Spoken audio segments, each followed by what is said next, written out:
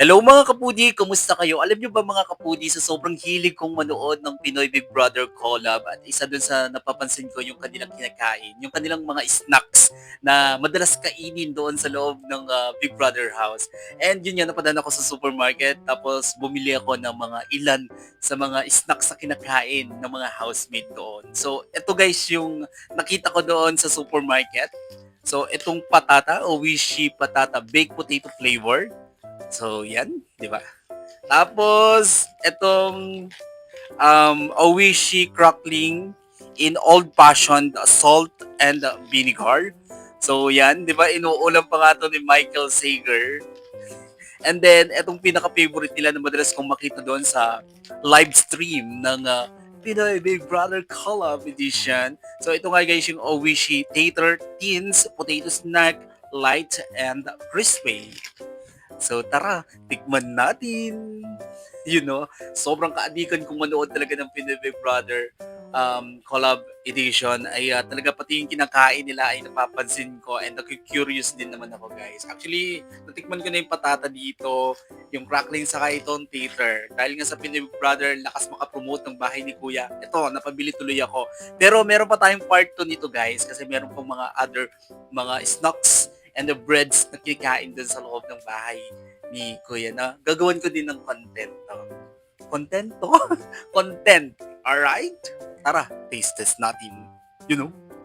Okay, unahin natin tong Oishi Crispy Patata Baked Potato Flavor. So, alam naman natin yung lasa nito at ito yung isa sa mga chichirya na kinalakan natin, di ba?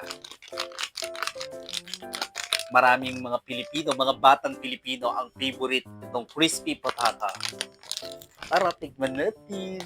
Actually, ang tagal ko nang hindi nakakatikim nito ulit, guys. Ang tagal-tagal ng panahon. Pero ito yung isa sa mga pinaka-favorite ko na chichirya nung bata ako. Karamihan din sa ating mga batang 90s out there, kinalakhan itong Oishi Crispy Patata. Tara. Oh, yun na yun at yun pa rin yung kanyang aroma, yung kanyang amoy, di ba? Sarap. Grabe, sarap pa rin talaga niya, no? 10 out of 10. Hindi nagbago lahat na.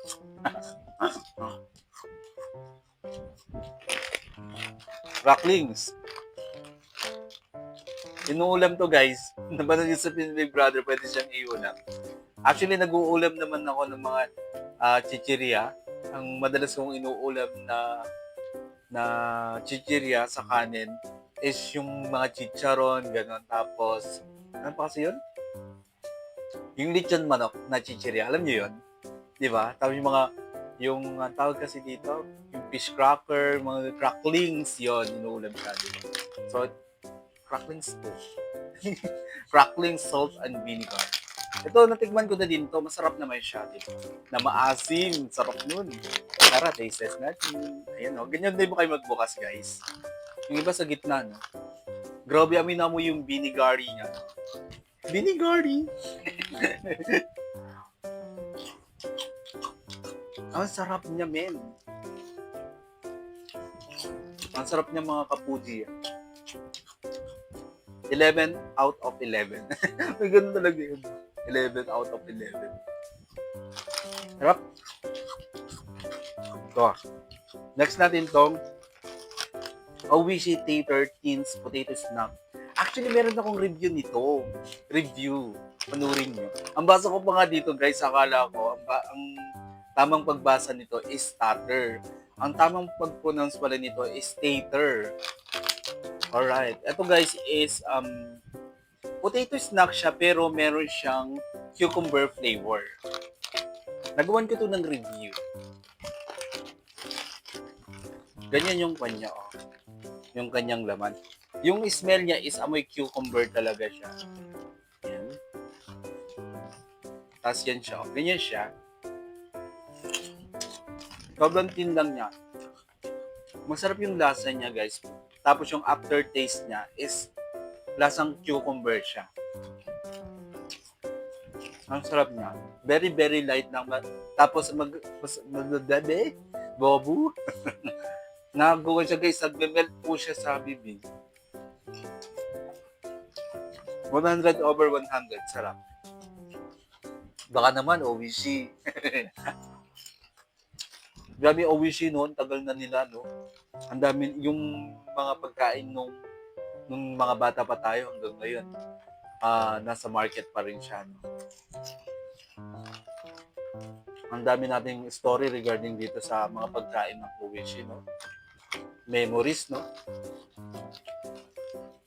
Alright, thank you so much Owishi sa napakasarap na mga pagkain ni snacks. Alright, bye guys. Thank you for watching and see you on my next na kwan.